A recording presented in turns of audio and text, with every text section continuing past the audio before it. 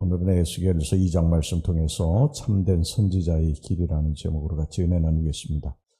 오늘 이 본문의 말씀은 하나님께서 에스겔을 선지자로 부르셔서 이스라엘 백성들에게 보내시면서 이 격려와 함께 주의사항을 알려주고 계시는 장면입니다. 에스겔이 하나님께 선지자의 소명을 받던 때는 에스겔이 제2차 포로로 바벨론 땅의 그발 강가로 끌려온 지 약 5년이 지난 그런 해였습니다. 이게 약 주전 593년경인데요. 이때는 예루살렘 성읍이 바벨론의 3차 공격으로 함락되기 약 8년 전의 상황이었습니다. 그런데 당시 포로된 유다 백성들은 이 헛된 소망에 사로잡혀 있었습니다. 그것은 예루살렘은 결코 이방인들의 손에 의해서 점령되지 않을 것이라는 생각이었습니다. 예루살렘에는 하나님의 성전이 있었기 때문에 하나님의 성전이 이방인들에 의해서 결코 무너지지 않을 것이다. 이방인들의 손에 그 예루살렘 성전을 넘겨주지 않을 것이라고 하는 그러한 생각을 한 것입니다. 사실 당시 예루살렘 성읍에 남아있던 제사장들과 선지자들, 그리고 또 이제 포로로 붙잡혀갔던 제사장들과 선지자들까지도 모두 다 그렇게 가르치며 외치고 있었습니다. 포로된 선지자들은 가르치기를 뭐라고 했느냐면 여호와의 크신 기적으로 말미암아 모든 대적들은 물러날 것이고 자신들은 조만간에 이제 예루살렘으로 다시 돌아갈 수 있을 것이라고 그렇게 거짓 예언을 했습니다. 또한 예루살렘에 남아있던 유다 지도자들은 다 평안하다, 염려할 것 없다 그러면서 백성들에게 말을 했어요. 그런데 이건 다 거짓이었습니다. 모든 가르침과 소망은 완전히 거짓되고 헛된 것이었습니다. 하나님의 뜻과는 무관했어요. 하나님은 선지자 예레미야를 통해서 죄악에 빠진 그 백성을 심판하실 것이라고 분명히 말씀하셨습니다. 그것도 심지어 이제 바벨론 포로 생활이 70년이 돼야지 너희들이 다시 고토로 돌아오게 될 것이라는 것까지도 예언해 주셨어요. 예레미야서 25장 11절 보면 이 모든 땅이 폐허가 되어 놀랄 일이 될 것이며 이 민족들은 70년 동안 바벨론의 왕을 섬기리라. 이스라엘 백성들이 살 길은 주님 앞에 범죄한 것, 죄를 지은 것, 철저하게 회개하고 돌아오는 길만이 살게 될 것이다. 이 말씀을 전했는데 이 거짓 선지자들은 그렇지 않았어요. 거짓 선지자들은 평안하다 아무 일도 없다. 결코 너희들이 이방인들의 손에 의해서 넘겨져서 죽지 않을 것이다. 금방 이제 예루살렘 성전 회복이 되고 그리고 조국으로 돌아가게 될 것이다. 걱정하지 마라, 염려하지 마라. 이제 거짓 예언을 했던 것이죠. 하나님께서 이스라엘 백성들에게 원하시는 것은요, 이스라엘 백성들이 잘못한 것에 대해서 하나님 앞에 잘못하고 이방신 섬기고 우상 섬기고 악을 저지르고 산 것에 대해서 회개하고 돌이키기를 원하셨던 거예요. 그런데 이 거짓 선지자들은 그렇지 않다고 계속 평안하다고 그러한 잘못된 말씀을 선포했던 것입니다. 그러면서 이제 오늘 이 에스겔서 2장에서 하나님께서 이 에스겔 선지자를 통해서 들려주시는 말씀이 뭐냐면 거짓 선지자들의 모습이 어떤 모습이고 그리고 참된 선지자들의 모습은 어떤 모습이냐 하는 것을 분명하게 가르쳐 주고 있습니다. 첫째, 이 참된 선지자는요, 하나님께 보냄을 받아야 됩니다. 하나님이 보냄받은 자야지 참된 선지자가 되는 거예요. 3절에서부터 5절까지 말씀 보겠습니다. 내게 이르시되 인자야 내가 너를 이스라엘 자손 곧 패역한 백성 나를 배반하는 자에게 보내노라. 그들과 그 조상들이 내게 범죄하여 오늘까지 이르렀나니 이 자손은 얼굴이 뻔뻔하고 마음이 굳은 자니라. 내가 너를 그들에게 보내노니 너는 그들에게 이르기를 주 여호와의 말씀이 이러하시다 하라. 그들은 패역한 족속이라. 그들이 듣든지 아니 듣든지 그들 가운데 선지자가 있음을 알지니라. 에스겔은 놀라운 환상을 통해서 우리가 에스겔서 1장에 살펴보았죠. 이 환상 가운데 하나님께서 이 에스겔 선지자를 부르셨어요. 하나님께 부름받은 그러한 선지자입니다.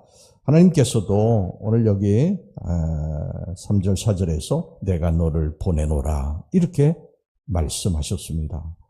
그렇습니다. 여러분, 참 선지자는 무엇보다도 하나님께로부터 보냄을 받은 자라야 됩니다. 그래야 하나님의 메신저로서 하나님 메시지를 대변할 수 있는 것입니다. 당시 유다 땅과 이 포로된 이 바벨론 땅에서는요, 하나님께 보냄받지 않았으면서도 하나님께 보냄받았다고 그렇게 주장하면서 하나님의 이름으로 이 하나님의 이름을 팔아가지고 예언을 선포하는 거짓 선지자들이 굉장히 많이 있었어요. 하지만 그 메시지는 하나님께로부터 보냄받지 않은 그러한 선지자들이기 때문에 완전히 하나님의 뜻과는 무관했던 것이죠. 하나님께서 그들을 보내지도 않으셨고 따라서 그들에게 메시지를 주지도 않으셨기 때문입니다. 결국 그들은요, 자신들의 생각, 자신들의 사상을 마치 하나님의 계시인 것처럼 외쳤던 것이고 결국 그것을 믿고 따르는 무리들을 멸망의 늪에 빠뜨리고 말았던 것입니다. 소경이 소경을 인도한 꼴이 된 것이죠. 여러분, 참 선지자는 하나님께 보냄받은 자여야 된다. 하나님 말씀을 받고 하나님의 말씀을 그대로 가감없이 전해야 된다. 이런 사람이 하나님께 소속된 하나님의 종이고 사자인 줄로 믿습니다. 자, 그 다음에 둘째, 이 고난과 핍박을 각오해야 돼. 참된 선지자는 고난과 핍박이 따릅니다. 6절 보겠습니다. 인자야, 너는 비록 가시와 찔레와 함께 있으며 전갈 가운데에 거주할지라도 그들을 두려워하지 말고 그들의 말을 두려워하지 말지어다. 그들은 패역한 족속이라도 그 말을 두려워하지 말며 그 얼굴을 무서워하지 말지어다. 에스겔 당시 시대 상황은요, 참으로 암울하고 패역한 때였습니다. 유다는 이 바벨론의 속국으로 있으면서도 지도자들은 자신들의 배만 채우기에 급급했고 백성들은 이방 우상을 섬기면서 복을 빌고 있었습니다. 그러니까 이런 때의 시대의 파수꾼이 되어야 될 그러한 제사장들과 선지자들마저 형식주의와 외식주의에 빠져서 거짓 예언을 외치고 있었습니다. 참으로 멸망의 그림자가 유다 위에 서서히 들이오고 있던 암울하고 패역한 시대였죠. 우리도 그런 시대가 있었지 않습니까? 이 군사 독재 시절 백성들의 인권이 유린되고 그리고 정말 어렵고 힘든 시기에 이 거짓 선지자들이 잘한다, 평안하다 그러면서 가서 기도회 열어주고 안수해주고 그런 일들이 있지 않습니까? 지금 러시아에도 사실 그렇지 않습니까? 러시아가 우크라이나하고 전쟁을 하는데 이것을 합리화시켜주고 머리에 손을 얹고 잘한다고 평안하다고 그렇게 이야기하는 거짓 선지자들이 예나 지금이나 변함없이 있는 것이죠. 이 전쟁은 잘못된 것이다. 예수 그리스도와는 무관한 것이다. 예수 그리스도는 평화를 전하러 이 땅에 오신 분이신데 전쟁을 이렇게 수많은 사람들이 죽어나가는 건 이건 예수님의 뜻이 아니다. 이렇게 외쳐야 되는데 잘한다, 평안하다 이런 선지자들, 거짓 선지자들이 많이 있지 않습니까? 그래서 이 참된 선지자들은요, 이 고난을 각오해야 됩니다. 수많은 사람들에게 핍박도 받고, 또 권세 잡은 자, 이런 자들에게 고난을 각오해야 됩니다. 귀만 즐겁게 하는 거짓 선지자들의 이 달콤한 메시지는요, 이것은 잠시 귀에는 즐거울지 몰라도 그것을 듣는 사람이나 듣는 나라나 다 멸망의 길로 빠지게 만든다고 하는 것입니다. 여러분, 참된 선지자는요, 하나님의 종입니다. 하나님의 종. 사람의 종이 아니죠. 사람의 귀를 즐겁게 하는 종이 아닙니다.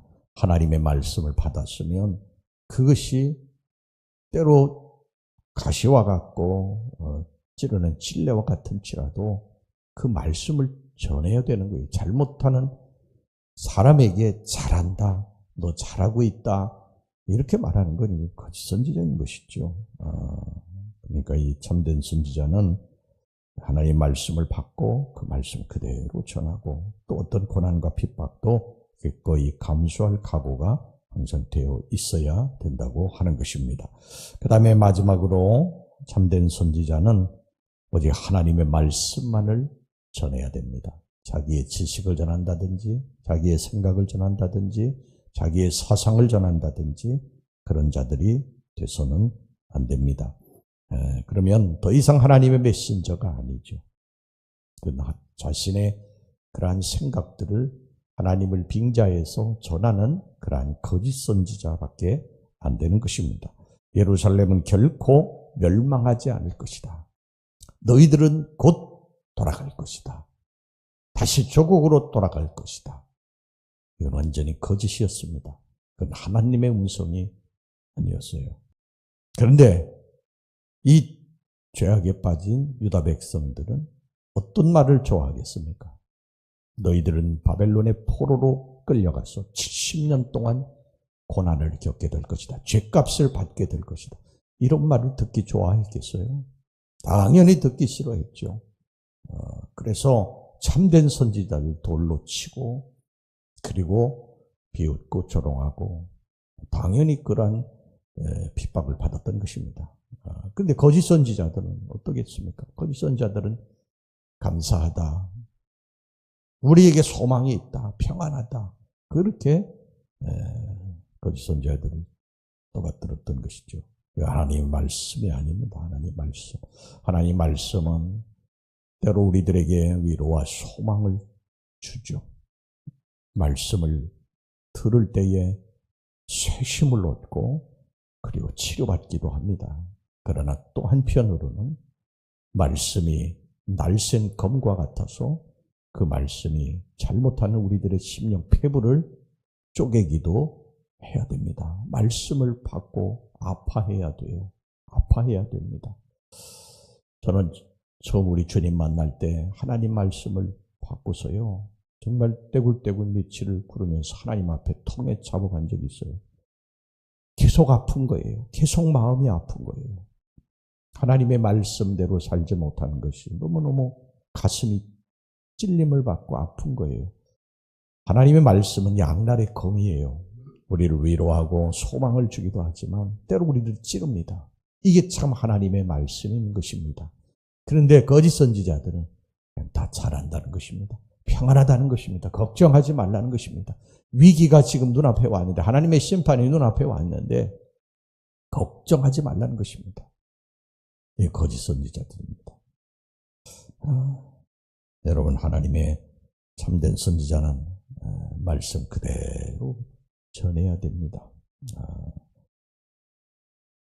여러분들도 하나님께 부름받은 하나님의 백성들입니다. 어디 가서 하나님 말씀을 전할 때 복만 전할 수는 없어요. 예수 믿으면 복 받습니다. 물론 예수 믿으면 복을 받죠. 그러나 그 복을 받을 때 때로 아픔도 있어요. 버릴 것을 버려야 되니까 힘든 것도 있어요.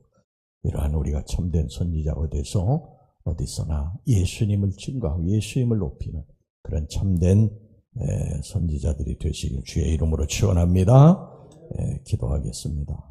하나님 아버지, 참된 선지자는 하나님께 보냄받은 자, 또 고난과 핍박을 또 각오해야 되고 오직 하나님 말씀만 전해야 됩니다. 하나님, 저희들이 참된 선지자가 되게 주시옵소서. 주님이 제단에서 오직 하나님의 말씀만 선포되게 하여 주시옵소서. 때로 위로와 소망의 말씀이지만 때로 우리의 심령 골수를 쪼개는 하나님의 이 금과 같은 말씀이 선포되게 하여 주시옵소서. 예수님의 이름으로 기도하옵나이다. 아멘.